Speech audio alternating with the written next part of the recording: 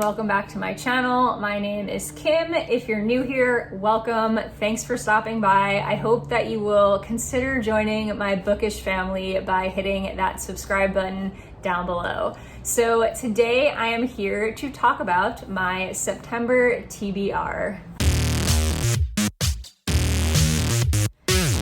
So I have 10 books on my TBR for September. That is a pretty typical amount of books to finish for me, so hopefully I can get to all of them and possibly even pick up a few more. But this month is definitely very YA heavy. We are now back to school, so I will be reading a lot more YA. I like to have a lot of recommendations for my students, and I like to keep up with a lot of the new releases for YA so that when I have that kid that's read everything, I can say, hey, here's a book that you haven't read yet, and metaphorically put it in their hands, not physically, because we're on distance learning. So let's get right into the books. The first two books that I have here are actually rollovers from my August TBR, so I'm not going to talk about them in too much depth, but they were books that I meant to get to in August and I didn't, and so I'm pushing them over to my September TBR and plan to get to them this month. So the first was my Shadowhunters pick for last month. I'm reading a Shadowhunters book every month, or theoretically I am, even though I've skipped the last 2 months. But this one is the first book in the Infernal Devices series, which technically takes place in the middle of the Mortal Instruments series. So I've read the first 3 Mortal Instruments books and I'm picking this one up next. So this is also obviously a Shadowhunters book. Shadowhunters are Nephilim, they're part angel, part human, and they basically fight demons. And there are also lots of other fantastical creatures in this world, like werewolves and vampires and pretty much anything else you can think of. So this one is different from the Mortal Instruments in that it takes place in Victorian London and centers around 3 different characters. Next I have Salem's Lot by Stephen King. This was my Stephen King pick for last month, but I did not get to it. So I'm going to pick this up this month. I actually didn't get to any Stephen King books last month, which is a disappointment because now I feel like I'm behind on my Stephen King reading, but I'm definitely going to get to this month. This one is about Ben, who returns to Jerusalem's Lot to investigate the Marston house, which has lots of rumors and speculation surrounding it. This one does include vampires, I believe, so this should be an interesting one. I don't know a ton about it and I'm kind of okay with that. Since this is one of his earlier books, I am hoping that this will kind of have like Shining vibes because I really enjoyed The Shining, and not Carrie vibes because I did not enjoy Carrie. Next is Darken by Kiersten White. So this is the start to a trilogy. I actually own all 3 of these books. I've had them on my physical TBR for quite some time. I got them super cheap online and never picked them up. So I am determined to get to this one this month so that I can figure out if I actually want to continue with this series or not. So this one is a gender-bent retelling of Vlad the Impaler. So it is, from what I understand, part historical fiction, part fantasy. If you don't know, Vlad the Impaler is who Bram Stoker based Dracula on. So I'm not sure if this will go heavy on the fantasy with actual vampires, but I'm intrigued to see how this goes. I haven't read any of Kiersten White's other books, but I've heard good things about them. Well, this one, it seems, is pretty polarizing. Like, some people really love this series and other people think it's trash. So we'll see which side I fall on. Next is Anger is a Gift by Mark Oshiro. So this one is a YA contemporary and it centers around a kid named Moss who goes to West Oakland High. And so he's dealing with a number of things, some personal like panic attacks and his father not being around, as well as societal issues like the fact that his school is kind of low on resources, crumbling infrastructure. They have an officer on campus that treats the students more like criminals than students. And so from what I understand, this main character has to kind of make a decision of what to do with all of this kind of anger and fear that he's feeling and hatred that he's feeling. He can either give into it or use it for good to do something about it. And so I think this involves some sort of like rallying against something.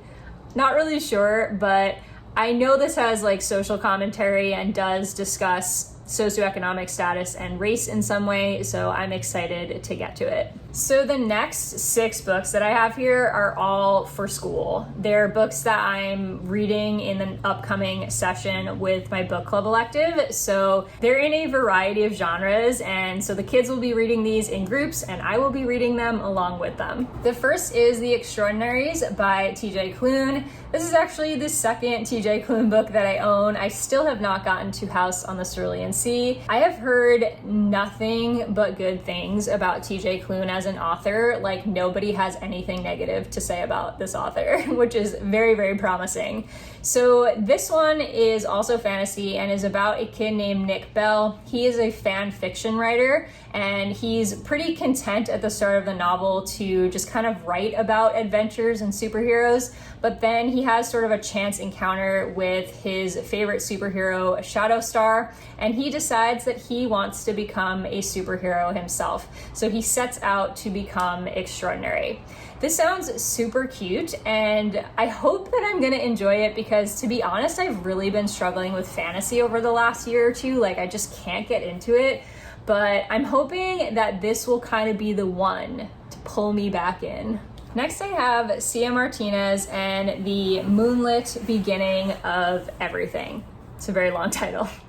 This one is very new to me. I just learned about it when I was searching for YA science fiction, and it sounded really interesting and really important, so I'm excited to get to this one. This one deals with immigration. So the description basically says that it's been 3 years since her mom disappeared, and there were ICE raids and immigration officers involved, and it seems like everyone in her community is basically calling what happened to her mom an unfortunate incident and not addressing what's really happening. They also mention a trek across the Sonoran Desert, so I don't know if she traveled with her mom and then her mom got taken away, or they were already in America. I guess I'll find out when I read it, but it does deal with immigration issues.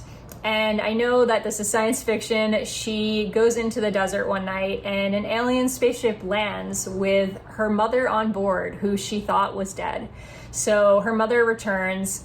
I don't really know where this is going. Like, this sounds super unique and unlike anything else I've ever heard of. So I'm really interested to see how this author is going to tie together immigration issues and aliens. Next I have Running by Natalia Sylvester. This is another one that I recently discovered and sounds really interesting. So this is about a girl named Mariana whose father is running for president, and a lot of things start popping up once he is on the campaign trail, like disastrous TV interviews and scandals and doctored photos and things like that, and Mariana finds herself right in the middle of all of it.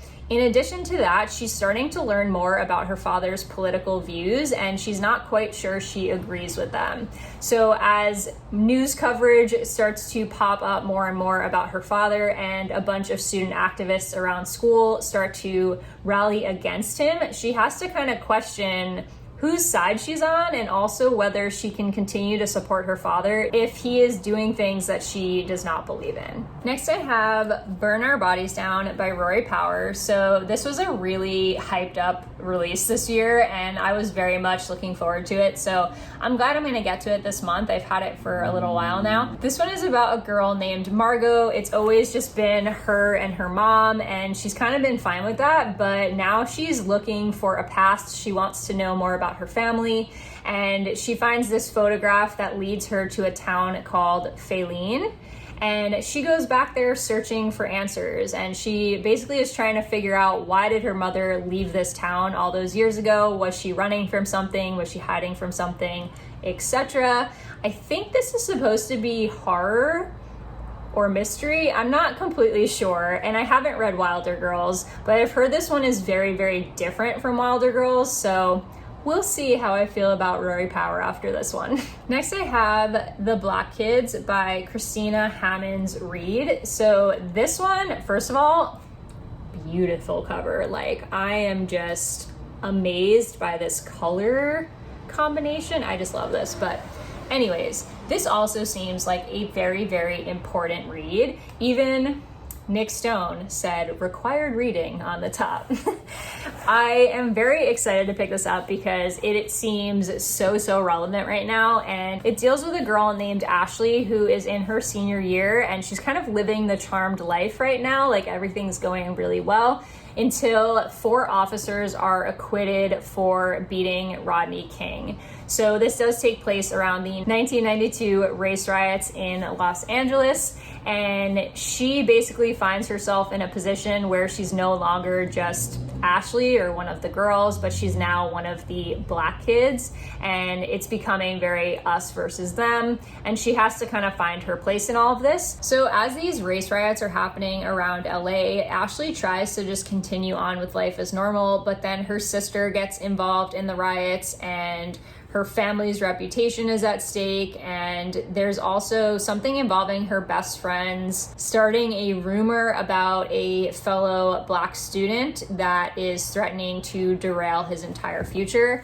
This seems very important, and I really hope that it does all the things I'm hoping it will do, and I'm hoping this is one that I can put into the hands of lots of students. Lastly, I have Illegal by Ian Colfer and Andrew Donkin. I'm not sure if I'm saying that name right, so please correct me if I'm saying it wrong, but this is about a refugee named Ibo whose brother Kwame disappears, and he assumes that Kwame has gone on the same dangerous journey as his sister did a few months ago, a trek towards Europe.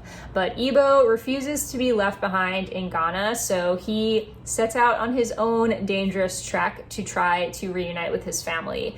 It says that his trip takes him through the desert and the streets of Tripoli, as well as out to the sea. I'm sure this is going to be heartbreaking and such an important immigrant story, so I'm very much looking forward to checking this out. This one is a graphic novel, so it should be a pretty quick read. I'm actually planning to pick this one up first. That wraps up my TBR for September. Let me know in the comments if you've read any of these books and if there are any that I should prioritize and get to first. I would love to chat with you guys about your thoughts. If you like this video, don't forget to give it a thumbs up and hit that subscribe button down below for more bookish content from me in the future. I will see you guys in the next video.